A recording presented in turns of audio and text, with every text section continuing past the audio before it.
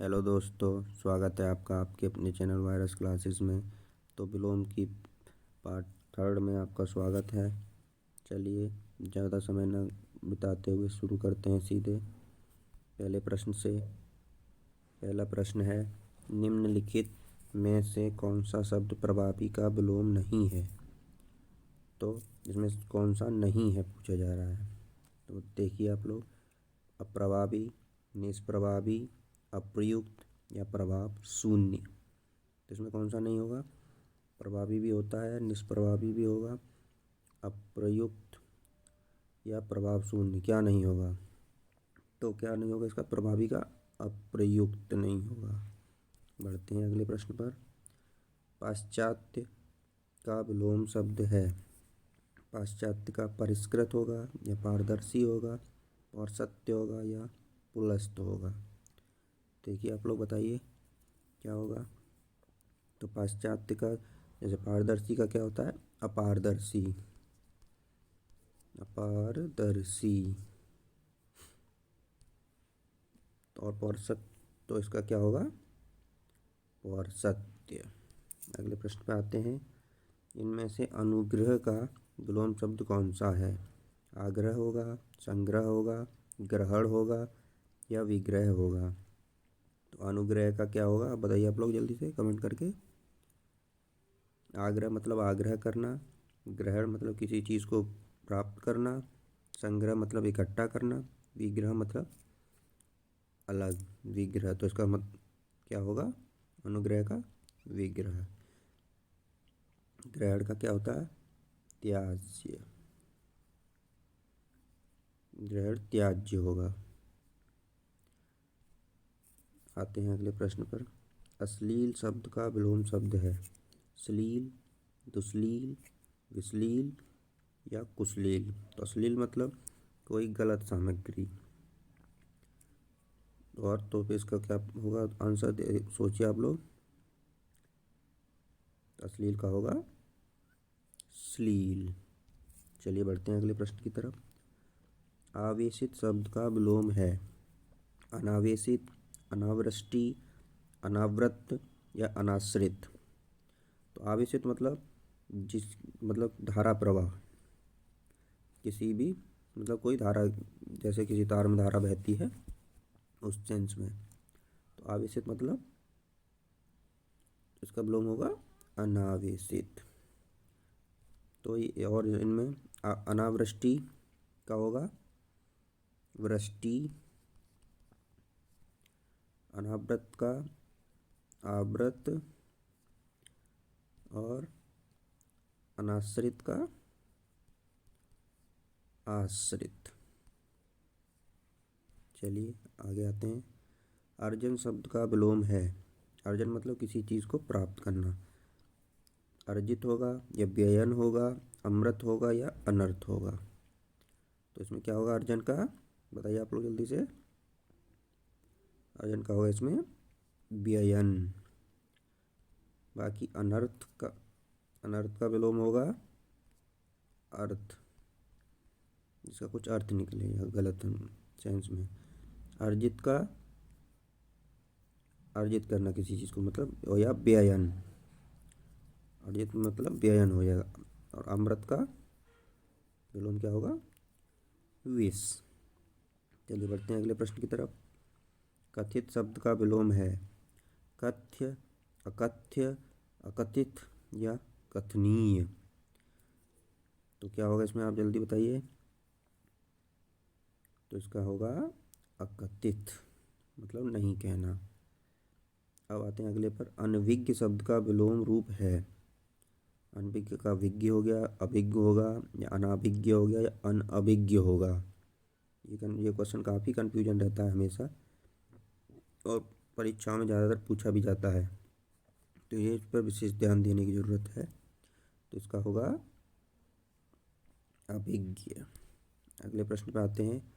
निरामिष का विलोम है।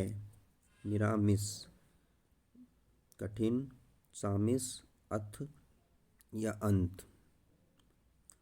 तो इसका क्या होगा बताइए लोग जल्दी से। इसका होगा निरामिष का सामिष। तो कठिन का क्या होता है? सरल होता है। अथ का क्या होता है? इति होता है। अंत है तो किसी चीज़ का शुरू होगा। अगले पे आते हैं।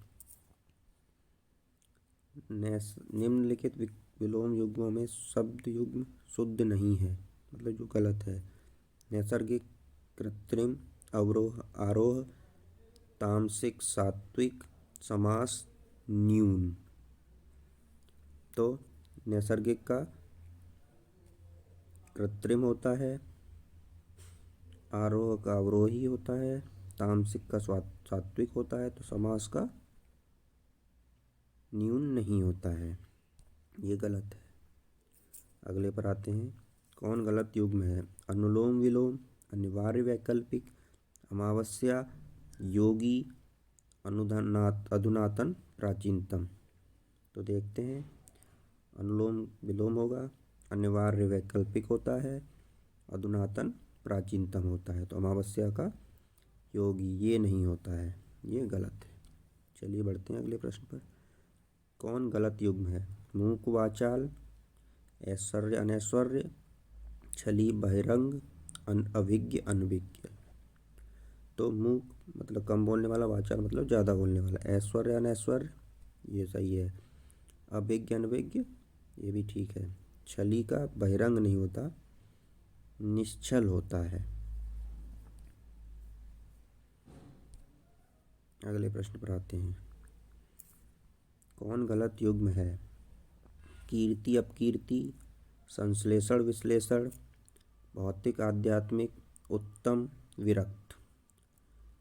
तो कीर्ति अपकीर्ति ठीक है, संश्लेषण विश्लेषण ठीक है, भौतिक आध्यात्मिक ठीक है, उत्तम का विरक्त ये गलत है।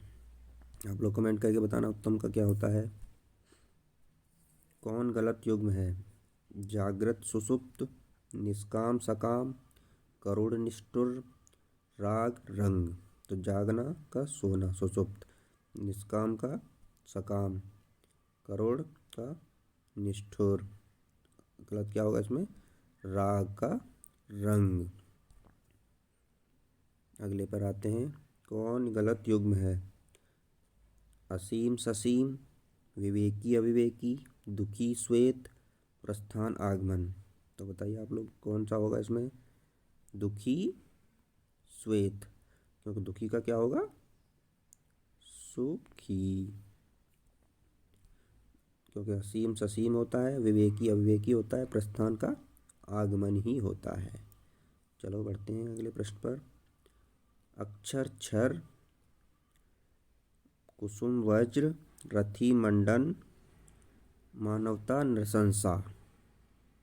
तो देखते हैं। अक्षर का क्षर ही होता है, कुसुम वज्र ही रहेगा, मानवता या नृशंसा एक ही है, रथी का मंडन नहीं होता है। अब इसका कमेंट करके आप बताइए रथी का क्या होता है। चलिए अगले प्रश्न पर आते हैं। उन्मुख शब्द का विलोम है अनुपचार, विमुख, गाढ़ या तृष्णा। तो उन्मुख का क्या होगा? बताइए आप लोग जल्दी से। उन्मुख का होगा विमुख। तृष्णा क्या होता है? वितृष्णा। अनुपचार, उपचार, उपचार। ठीक है। आते हैं अगले पर। धृष्ट शब्द का विलोम नहीं है। नहीं है मतलब इसमें गलत है, बस नहीं है, और इन सब पर ज़्यादा ध्यान दिया कीजिए। विनम्र, विनीत या दोनों सही है, या तृष्णा। तो तृष्णा ही नहीं होगा। तृष्णा का क्या होता है? वितृष्णा। चलिए अगले पर आते हैं। चुस्त का विलोम नहीं है। चुस्त का विलोम नहीं है मतलब सिर्फ एक गलत है इसमें। ढीला, लचर, सुस्त या आशीष। तो क्या होगा इसमें? आशीष। बाकी ये तीनों ठीक हैं। अगले पर आते हैं। उद्धत शब्द का विलोम नहीं है। सौम्य, विनीत या दोनों सही है, या स्थूल। तो क्या होगा आप लोग जल्दी से कमेंट करिए। तो इसका सौम्य भी होता है, विनीत भी होता है, तो इसका क्या नहीं होगा? स्थूल नहीं होगा। अगले पर आते हैं। ग्राह्य शब्द का विलोम नहीं है। ग्राह्य का शब्द का विलोम नहीं है। अग्राह्य, त्याज्य, सध्वा या दोनों सही। तो इसमें क्या नहीं होगा बताइए आप लोग? इसमें नहीं होगा सध्वा। सध्वा किसका होता है? विधवा। विधवा का सध्वा होता है। अगले पर आते हैं। ऋजु शब्द का विलोम है वक्र, शांत, व्यास या पोषक।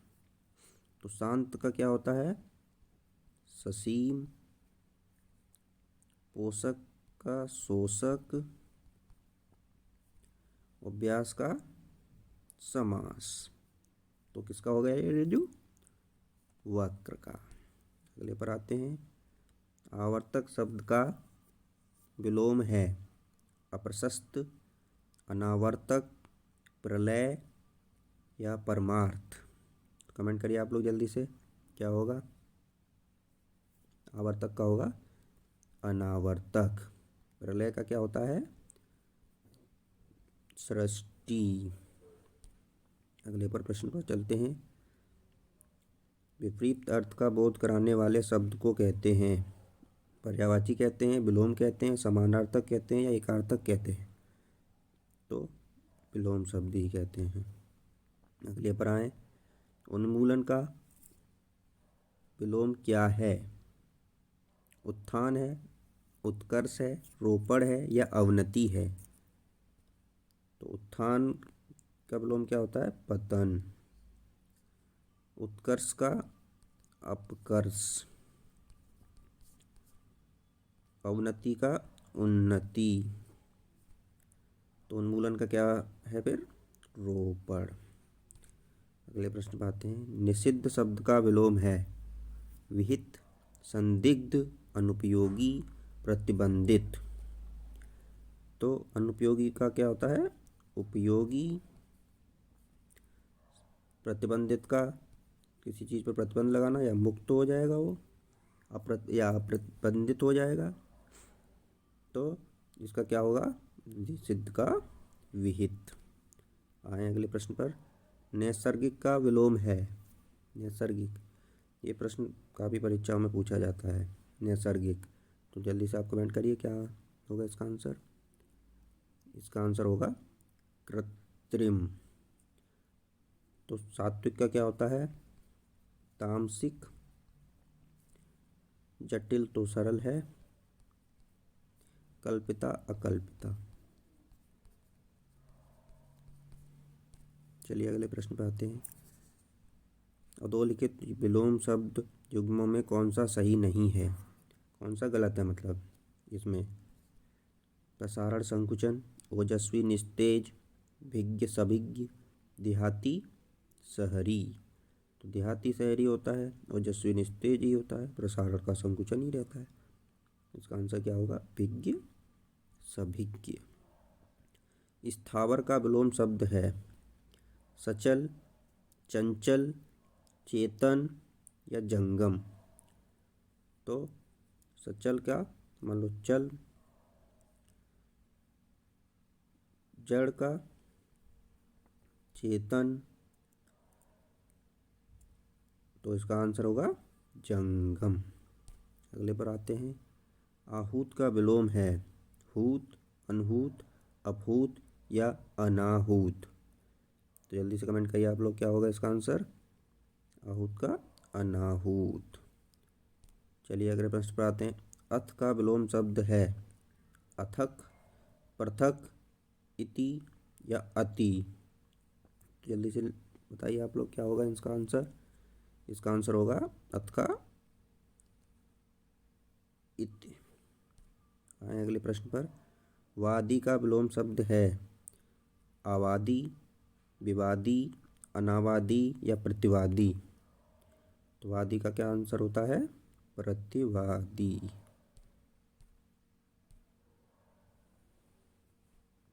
चलते हैं अगले प्रश्न पर। अवर का विलोम शब्द है लघु, प्रवर, सुवर या कनिष्ठ। कनिष्ठ क्या होता है? ज्येष्ठ। तो अवर का क्या होगा? लघु है तो बड़ा हो जाएगा, लघु छोटा है का बड़ा, तो अवर का क्या होगा? प्रवर। तो जटिल का विलोम शब्द है सरल, कुटिल, सहज या अजटिल। बताइए आप लोग जल्दी से, क्या होगा इसका? तो जटिल है तो क्या होगा? ये सरिल है, सरल है। विलोम की दृष्टि से ये एक शुद्ध युग्म अशुद्ध है, मतलब गलत है। आयात निर्यात, दृश्य अदृश्य, प्रत्यक्ष परोक्ष, आमिष निरामिष। तो आयात का निर्यात ही रहेगा, दृश्य अदृश्य है, आमिष निरामिष होता है, प्रत्यक्ष और परोक्ष एक ही बात हुई, तो ये गलत हुआ। अगले प्रश्न पर आते हैं। परिश्रम का विलोम शब्द है विश्रांत, अश्रम, विश्रम या विश्राम। बोलिए आप लोग जल्दी से, क्या होगा इसका? तो परिश्रम है तो क्या होगा? विश्राम, आराम करेगा। सुलभ का उपयुक्त विपरीतार्थक शब्द है दुष्प्राप्य, अलब्ध, अप्राप्य या दुर्लभ। सुलभ मतलब जो आसानी से प्राप्त होने वाला, तो क्या होगा इसका? दुर्लभ, कठिनाई से प्राप्त होने वाला। दीर्घायु का विलोम है चिरायु, अल्पायु, नश्वर या क्षणिक। दीर्घायु मतलब लंबी आयु हो, तो इसका क्या होगा? अल्पायु। आते हैं अगले प्रश्न पर।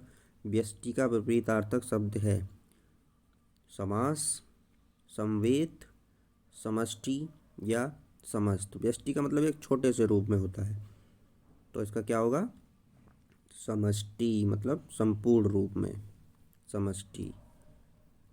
आते हैं उपमेय का सर्वथा उपयुक्त विपरीतार्थक शब्द है अनुपमेय, अतुलनीय, अनुपम, अनुपमित। तो क्या होगा इसका? बताइए आप लोग जल्दी से। उपमेय का अनुपमेय।